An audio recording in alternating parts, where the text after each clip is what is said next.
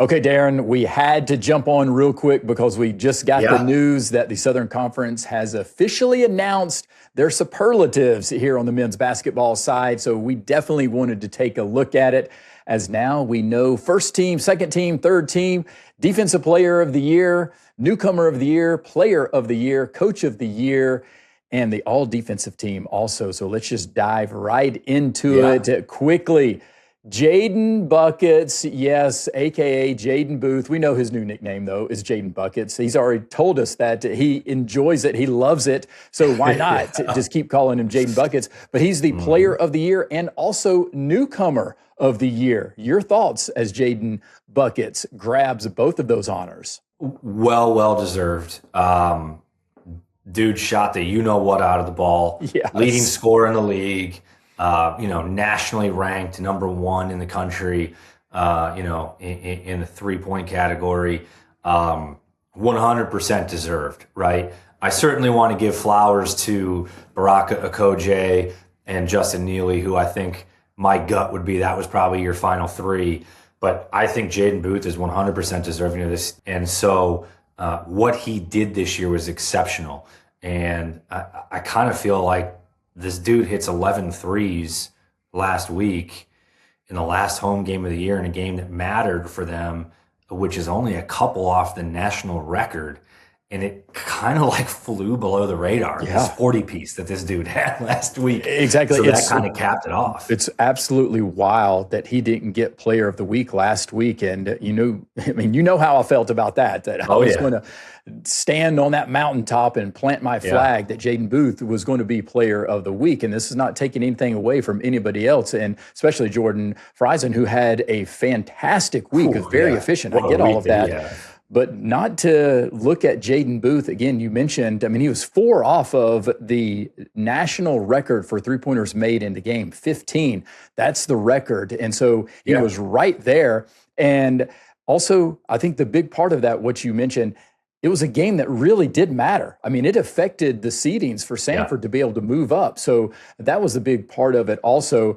And it also blows my mind that Jadin Booth did not receive one player of the week the entire year in the Southern Conference, but is named the player of the year. And I'm okay with that, though, because he was my vote. As much as I thoroughly enjoyed watching Baraka Okoje and Justin Neely out there on the court, I did feel that just what Jadin Booth is able to do from the perimeter, and as much as we say he's so focused on the perimeter, he can get to the free throw line also. He's very deceptive. He does have that ability, and he can hit that mid-range jumper. So I do think he's a 3-level type of scorer. That's just not what we see at times.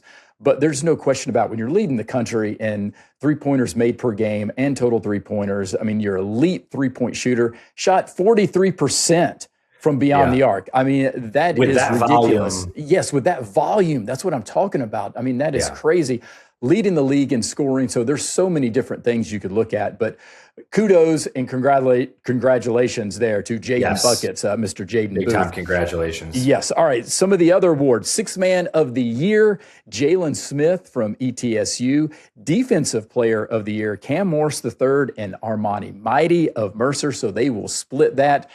And I have no problem with both of those. No. Maybe Cooper Bowser could have been in the conversation if he didn't miss all those games right there at the end of the non-conference and then heading into the conference slate. But my goodness, you've got two defensive anchors right there with Morris and Mighty. No, absolutely. And I think that's one of the reasons why both those teams have had the success that they've had is they've got real rim protection there. Yeah. Both those guys, they clean the glass, they protect the rim. They make it difficult to be efficient scoring at the rim. And I think giving it to both those guys is great. I think both those guys are very deserving. I do agree with you. I think if Cooper Bowser plays the entire conference season, he's certainly in the conversation for that because he does provide the Furman Paladins with a significant amount of rim protection and has also shown the ability to guard out on the perimeter for a couple dribbles to be able to, make guys go east-west as opposed to turn their shoulders and get downhill. But look, there's a reason. There's many reasons why ETSU has been so good defensively. Yeah. But, look, Cam Morris III is one of the exclamation point reasons exactly. why they have been as efficient defensively. He's the engine. He's the fuel of that defense. There's no doubt about it. Yeah. Now, don't take anything away from Alan Struthers either, because out on the perimeter, I mean, he's a lockdown type of guy. There's no question. And he also was recognized and rewarded as he's named to the all-defensive team there with his brother in arms, Cam Morris III. And then Ben Vanderwall from Furman, he's named to the all-defensive team. Yeah. And, of course, Armani Mighty. And then how about Dylan Faulkner from Sanford? Yeah, getting there on that all-defensive team. And I think when we think of Dylan Faulkner, I don't know if that's the first thing that I think of as far as defense, but there's no doubt he's an interior presence. We know he's a double machine on the offensive side, but he can be a rim protector also, and maybe not block a lot of shots relative to some of these other guys, but just altering shots. And sometimes those don't show. We know those don't show up in the stat sheet, obviously, but sometimes that's why it's not recognized as much. But there's no doubt that Faulkner, he can body up some of the bigs here in this league and did a really good job this year. Yeah, and I think one of the things you said to me stands out in that he changes shots, right? I think the thing with Dylan Faulkner is he's a high IQ basketball player that really understands how to play defensively. And so, maybe it's not necessarily as sexy as blocking shots and being super long and, meeting people at the rim. Yeah. I think he's just a really high IQ player that fits very well in the defensive scheme that Coach Acuff runs there down in Birmingham. And, you see he's learned to play very well in it. Yeah. And I think one thing, too, I'm really glad to see Ben Vanderwall recognized there because he is such a hardworking defensive player. And the dude is sneaky athletic now. Yes, he is. I saw him catch more. I know that we're talking offense now, but I saw him catch more than a couple bodies in practice and in games that were just very sneaky that you wouldn't necessarily think. But that athleticism defensively, he can slide and he can guard guys that are smaller. He can guard guys that are bigger. He's been very good throughout his career at reading angles and taking charges. That athleticism translates over to the defensive side, no question. Yeah, 100%. And so he is an integral piece to that Furman defense that's been really good statistically this year. Okay, the other awards, first team, second team, and third team. Easy, as we're going to look at the first team, Brock Okoje, Justin Neely, Jadin Booth, Dylan Faulkner, and how about Kamari Holmes, Wofford, getting up there, and I think well-deserved. I mean, I think Kamari Holmes is a premier two-way player in the Southern Conference on the offensive side, and you're talking about defensive side also. I mean, leading the conference in steals per game. So, I mean, you could have made an argument that Kamari Holmes could have been on the all-defensive team, especially how he can defend out on the perimeter because he can body some of those guards up, and that's what you have to be able to do in this league, and that's what we've been able to see from this Wofford team. The success they had was because Kamari Holmes, he took that next step, not only just from an offensive standpoint, but from a defensive standpoint. I mean, I'm telling you, he's physical, he's big. So kudos and congratulations to Kamari Holmes being recognized. 100%. And I think if he doesn't get hurt, no doubt, in my opinion, he's in the player of the year conversation if he doesn't get hurt. Big time. I think it comes down to four of those guys, Jadin Booth, Holmes, and Okoje and Neely. There's no doubt Kamari Holmes is in that conversation. And I think one thing you mentioned is what he does to that team in Spartanburg from a defensive perspective. When they were at their best and when they were really clicking, certainly his offensive production helps that Wofford team, but he really is kind of the leader of that defensive unit. And when they struggled, it was usually on the defensive side of the ball. I mean, that's an efficient offensive team, and they have been generally very good all year offensively. So, hopefully getting him back into a rhythm now will help them shore up, their defensive scheming and their ability to really defend the ball. So I agree. Like he certainly could have been in the conversation for all defensive team. Okay, second team, Cam Morris the third, ETSU. Brian Taylor the second, also from ETSU. Again, he had Player of the Week 2 times in the Southern Conference.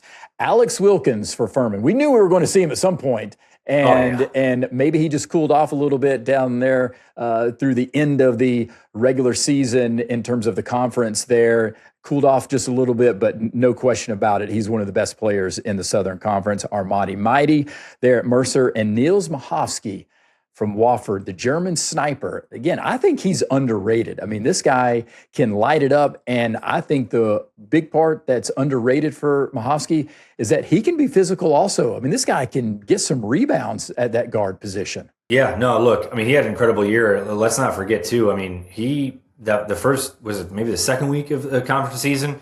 Yeah, he lit it up down there. He lit it up. I mean, he had high 30s or 40 piece. And I think he averaged almost 25, 26 for a week to 10 days.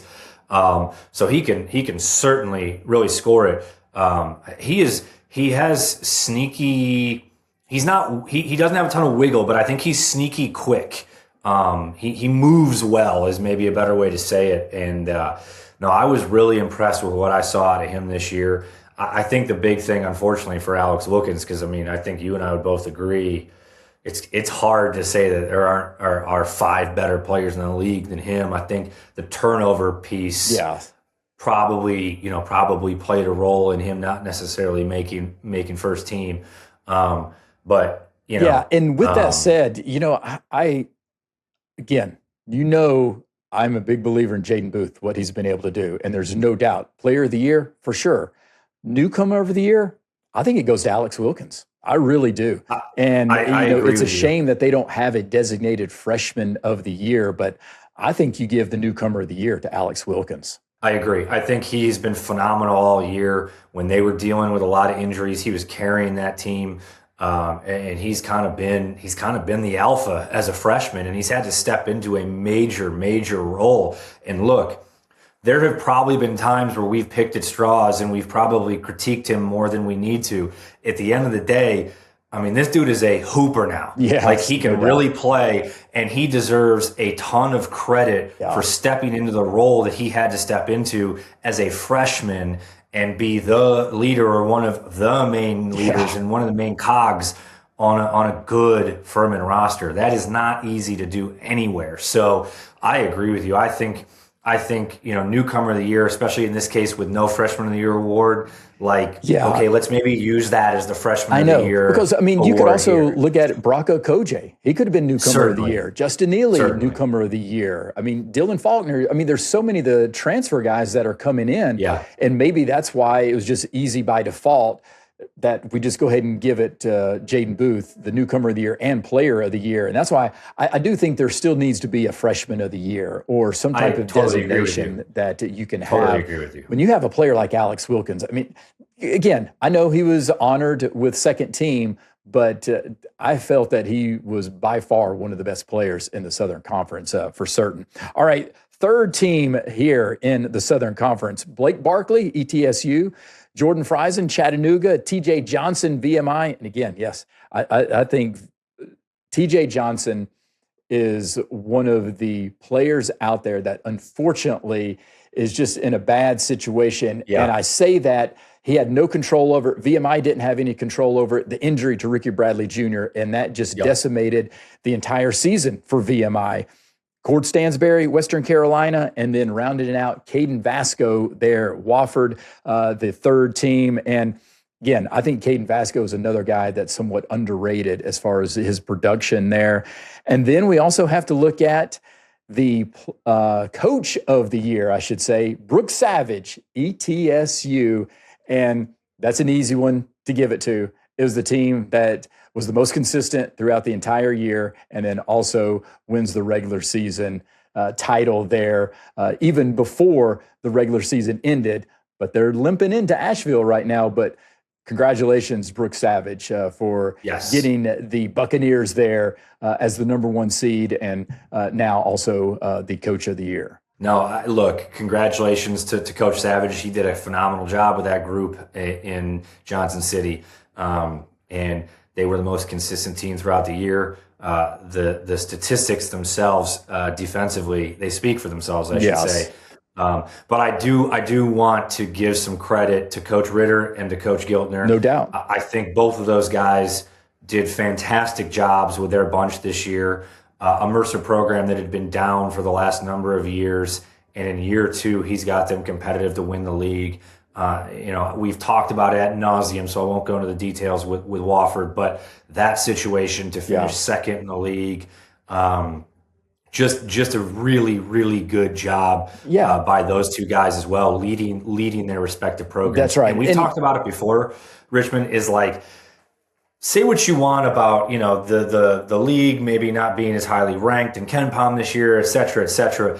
There are some really, really good basketball coaches in the Southern Conference, and I would put our head coaches up against any mid-major league in the country, and frankly, any other league in the country. There are some really good coaches in the Southern Conference. Yeah, no, I agree 1,000%. And you have to give some recognition to Ryan Ritter and Kevin Giltner. There's no question. Both of those schools were picked in the bottom of the preseason standings there. I mean, Wofford at 9, Mercer at 8, and Wofford finishes the season as the number 2 seed. Yeah. I mean, my goodness. And again, all things considered, you have to give some recognition to Kevin Giltner and also there with Ryan Ritter based on what he was able to do with Mercer, bringing those guys together, and they're playing a completely different style of basketball. I mean, he's still wanting to do, in terms of pace, but when you've got the Baracco Kojays and you've got Brady Shoulders and Armani Mighty, I mean, he's got some pieces that have fit together really well. And then Ed Conroy,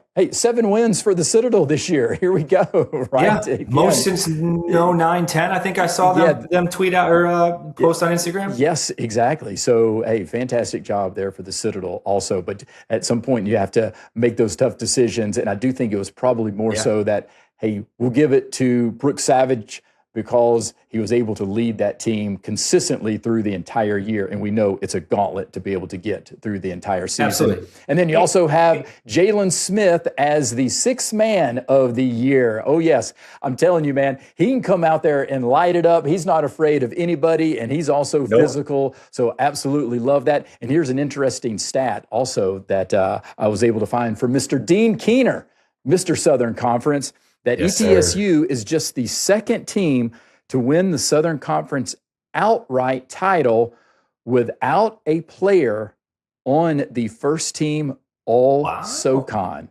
Yes, the last time that happened was 1986 with Chattanooga, and Dean Keener was on the Davidson team that beat them with a buzzer beater there to win the title in the Southern Conference. So there you go. You have a little bit of history lesson right there. I love it. And now we'll see how ETSU is able to do in Asheville. So make sure you hit that subscribe button or follow button, YouTube, Apple Podcasts, Spotify, wherever you get your podcasts, including the iHeartRadio app. And we'll be doing more previews and also live stream there on Sunday before the semifinal games and also on Monday before the championship as we crown the 2026 All-SoCon basketball champion. Yes. Until next time, may all your jumpers hit nothing but the bottom of the net.